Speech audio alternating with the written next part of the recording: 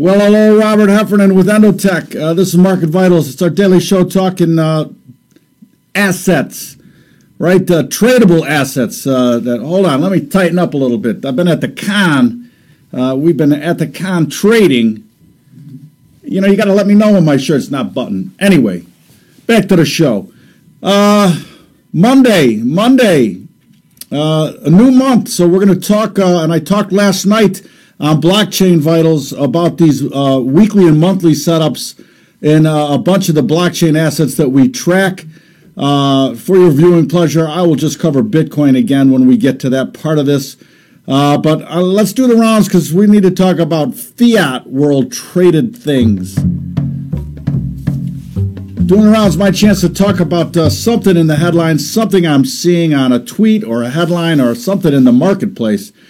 And, you know, I talked on the weekend edition last Friday about how the rhetoric has been negative, and the charts have, for sure, the S&P has rolled over and looking negative. And for me, the follow-through would only happen if we see that play out in the actual numbers. And this, the first one here in June, the ISM Manufacturing Index showing its lowest level since October of 2016.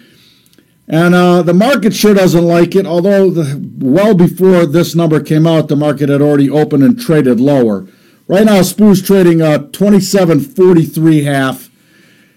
And for me, it's all about now, you know, since we've rolled the month, you need to know what that level is, right? So we talked about it last month at length, and we were talking about that 2767 level, 2770 level, and that's actually the monthly average right now, 2771. And from a candlestick point, you know, they just had a complete red candle, high to low, no real wick on either side, closed on their ass.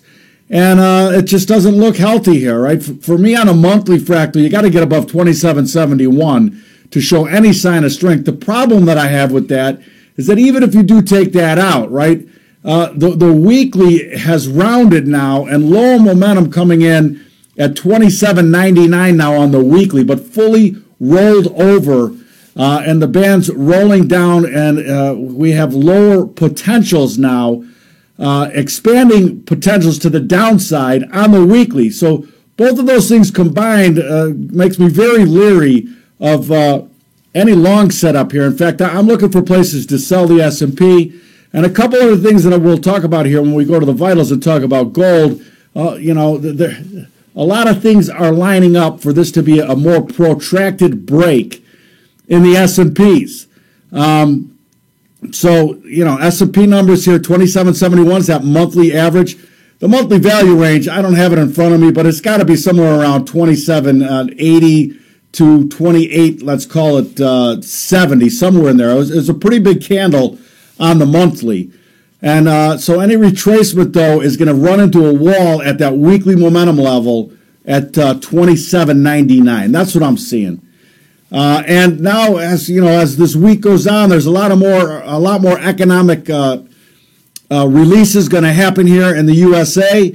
And for me, you know, on the trade side of things, I'm not sure how anything gets done before you know, the end of the month with the G20 going on. You know, we had a reach out here on YouTube for me to say something or cover something about the hogs because I trade hogs. Along with lots of other things.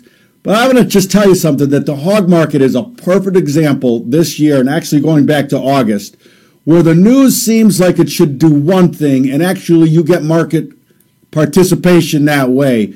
But the charts don't lie, and there's been no follow-through on this African swine fever situation. And sooner or later it has to happen, right? Sooner or later there is a global protein shortage. Just read today another outbreak of bird flu in China. They have some sort of worm that's eating their crops. Now, there's been reports of this worm in the USA, along with the flooding, along with the inability to get the corn crop in. So many things pointing a picture to a global protein shortage. Yet in the U.S. hog market, which I'm trading, there's no sign of strength at all. 5 or 6 days in a row now and low momentum on the daily on that front contract.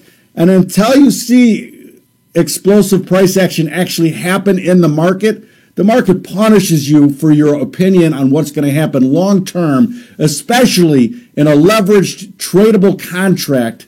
Leverage cuts both ways.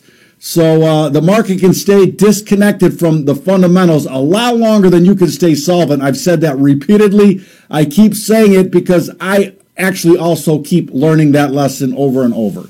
Anyway, that's what I'm seeing on that hog side of things. Wait for some strength to show up in the cash market before you jump in it. But sooner or later, the grains have been explosive. Sooner or later, I think the hogs and the cattle will have to be explosive. But I am being patient and letting the chart dictate my price action on the long side. And they got to climb out of lower momentum for me to at least to even entertain the long side of that trade. All right, listen, let's take the vitals. Taking the vitals, my chance to talk about actionable trading information.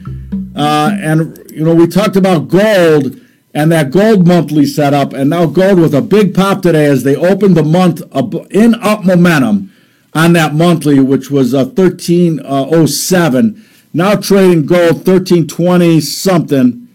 This pop happened 1325.30 last, and the sheet will run here although these June numbers here running to August tomorrow. But just going to show you here that this action happened so quickly on this monthly roll, and the daily is going to take a little bit of time to catch up. All right, a little bit of time needed on the daily, but for me, gold now with a great setup. Hold on, let me pull up the actual number.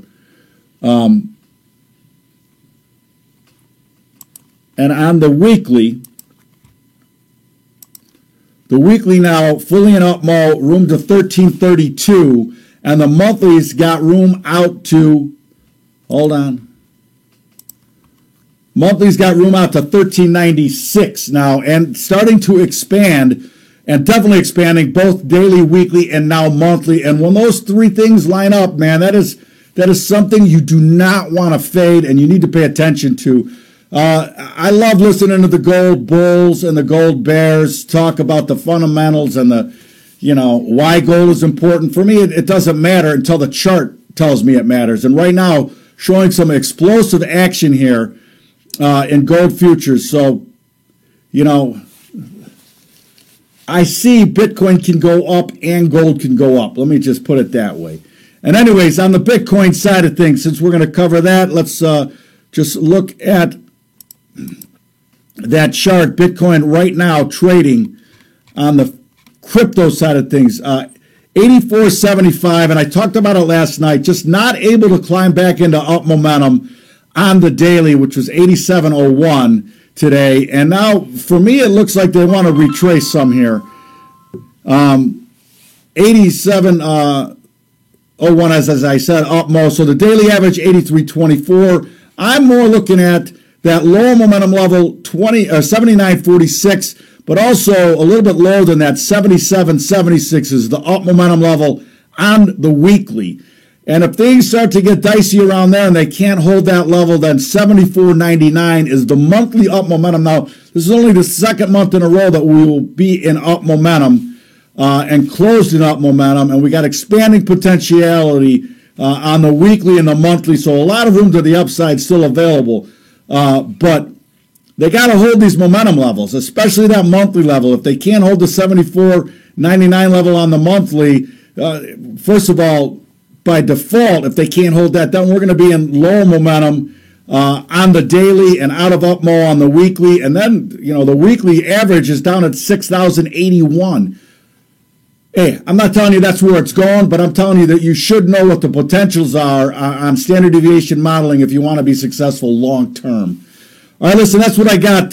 Please be disciplined, trade discipline, mind the mo, And go to Enrotech.io and subscribe to have all of this actionable trading information at your fingertips on the website. So thank you so much for watching.